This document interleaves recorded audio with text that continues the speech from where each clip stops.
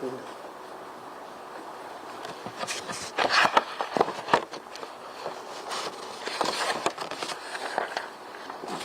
Good afternoon. I'm Roy Rice. I'm the Chief of Police for the City of Clovis Police Department. I am glad to see all of you here. About 27 hours ago, we asked all of you to come here and do us a favor. That was to put the word out that we need to find a little girl. We had 10-month-old Alea missing, and we believe she was in danger. We wanted her found. Well, with all the notifications we got to put out there, the media release we got out there, we were able to do just that. I am proud to say she is safe. She's been at a medical facility being treated.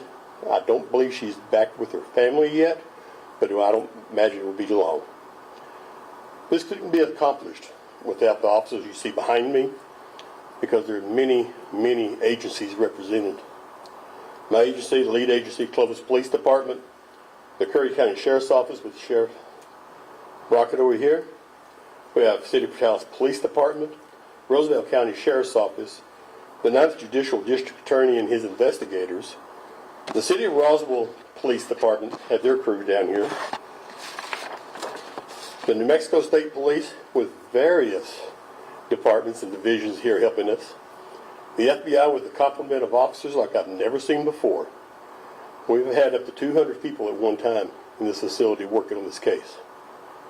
Alliance Search and Rescue with their dogs. And we can't leave out the City of Clovis the City of Clovis Fire and EMS. All these people had an important role to play in this. They all had something to do with trying to get evidence and document the scene so we can determine what happened and who we're looking for and bring some closure to this case. I don't know if the family is here today. I was expecting some of the family members here. If they were, I wanted to go ahead and express my condolences. At the same time, assure them we're going to do what we can to wrap this up to give them some closure so they can have some comfort in what we're doing and knowing that we're not just a police department or a law enforcement agency. We're a law enforcement team. We all work together for the better of this nation. And after all, with all the help we've had from the FBI and the state, we're not alone. We're not by ourselves. And we will never be defeated. Through all this finding, we've worked diligently to document the evidence. Deputy Chief Throne will be talking about some of the investigations that was used, some of the things that were found. But believe me, without these people standing behind us, and I'm talking about the ones standing up on the podium behind us, this would not be possible. We had people coming out of the woodwork, volunteering. We had officers spending many, many hours of work, not sleep.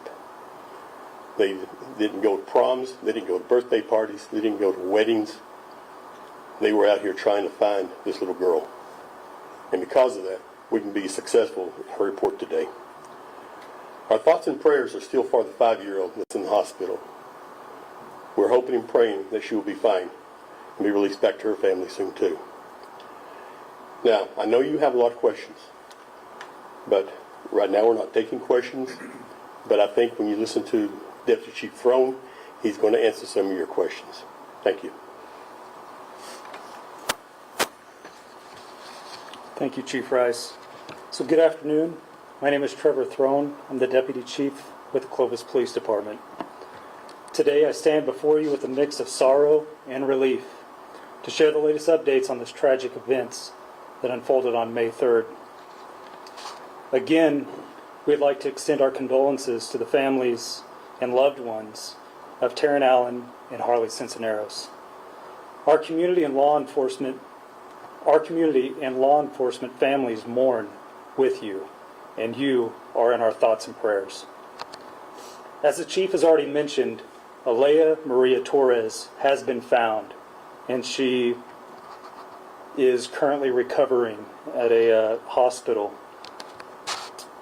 with minor, she's currently recovering at a hospital. No injuries or anything like that were reported. The suspect who was taken into custody was identified as Alec Isaiah Collins, a 26-year-old from the Houston, Texas area. Collins is currently in custody of the FBI and our law enforcement partners in Abilene, Texas. Through our investigation, we suspect he was staying at a residence in Abilene, Texas. Police officers and FBI agents were dispatched to that location where he was observed to be at and subsequently was arrested, and Alea was rescued and is in good health. I know that one of the questions that has been asked is, was the suspect related to the victims? At this time, we do not think so, and haven't found any evidence of it, but are still following leads about the suspect and his motives on this heinous crime. In a few minutes, I will defer to Quentin Ray, the District Attorney for the 9th Judicial District here in New Mexico, who will speak about the charges against Colin. I'd like to remind everyone that our investigation remains active. Even though we have the suspect in custody, there is still a lot of work that has to be done. Our teams of professionals have been working tirelessly trying to piece everything together, including identifying the motive, processing evidence, and documenting. At this time, I'm going to pass it over to District Attorney Quentin Ray, who will give you some more information. Thank you. Good afternoon, ladies and gentlemen. In a case like this, the district attorney's role is limited to just what are the charges going to be, what is that going to look like. I have been working with, the 9th Judicial District Attorney's Major Crime Unit has been working with the Clovis Police Department and all these agencies, including the FBI. From the state side, I have approved charges for 2 open counts of first-degree murder, first-degree kidnapping charge, as well as 2 counts of child abuse. How that will play out with the federal charges and the state charges, we don't know yet. But from our standpoint, we just want to make sure that the person that is held accountable for his actions. I believe we had, Chief, do you still want to talk? No, I'm good. Okay. I'm going to turn it over to the FBI here. This is Raul Buhanda. Thank you, sir. Good afternoon, everyone. My name is Raul Buhanda, specially in charge of the FBI for the state of New Mexico. And what that means is that I care about the state of New Mexico. I care about Clovis. And I want to say thank you, Clovis, for opening the doors and welcoming all of my team and everyone you see here behind you. These men and women, even if we wanted to, we couldn't send them home. They were committed to getting this job done. And we're not done yet. We want to make sure that this case is rock solid. We want to make sure that this suspect pays for all the heartache that we're all feeling today. It's one of those things that when we recovered Alea, you take a big sigh of relief because you're happy because she's back. And at that same moment, you feel the pain of the souls that we have already lost. And if that doesn't get you here, then I don't know what does. We want to make sure that this suspect, and since it is an ongoing investigation, we don't want to close it off if there was any other potential leads that we haven't followed up on. We want to make sure that the person responsible for this pays for the crime. Obviously, this person wouldn't be in custody if it wasn't for all the hard work that was done by these men and women behind me. Putting this case together, reaching out. This person was not apprehended here in New Mexico. They were apprehended in Texas. So we had to make sure that not only were we working well together as a team here in New Mexico, but we were working as a team throughout the United States. As the FBI, we follow all investigations, whether they go anywhere nationally, but also internationally, and we were prepared to do that. We were lucky that they only went one state away.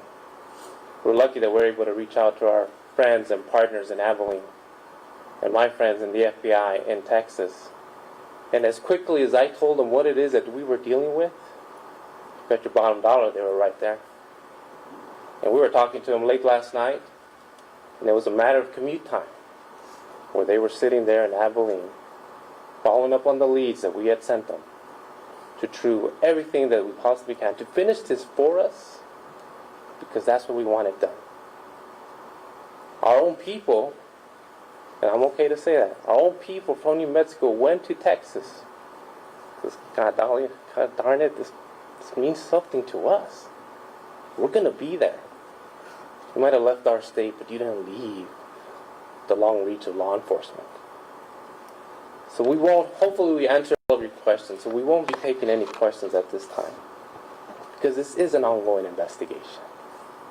But just like we iterated yesterday, and I'll go ahead and reiterate today, if you see, especially now that you've seen the photograph of the suspect, Alec Collins, call the number that I provided yesterday, and I'll say it again, 575-763-9472, or you can always call us at 1-800-CALL-FBI. I'll say that number again, 575-763-9472. That's the number directly that comes here, Clovis Police Department.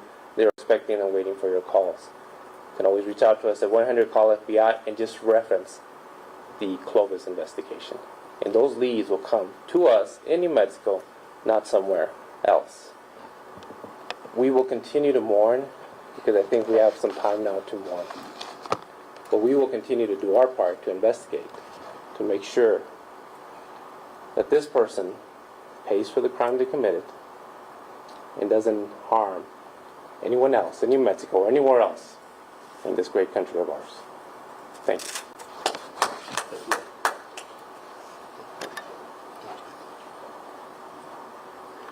Ladies and gentlemen, thank you all very much for your attention. Thank you for coming. That does conclude our conference today. Can we put that picture back up? And just so y'all know, we could provide that photo to you guys after this conference. Okay? Okay, I just was asking for thank you. Yes, sir. Can I get that from you also?